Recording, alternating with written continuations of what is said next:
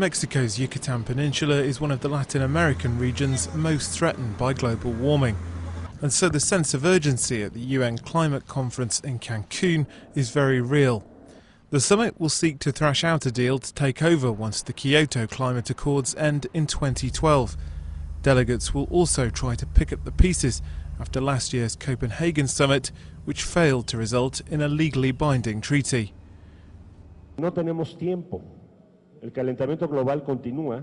We have no time to lose. Global warming continues. We must take much stronger and more effective action in the short term. Our cities face huge risks if global warming continues at this pace.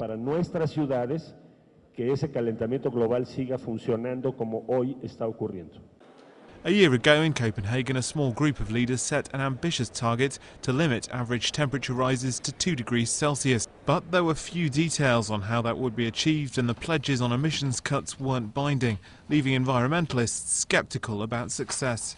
What we need at Cancun is that countries at least have the honesty to recognise that there's a problem. There's a discrepancy between the target of keeping global warming to below 2 degrees Celsius, which they set at Copenhagen, and the reduction in greenhouse gas emissions that they've proposed.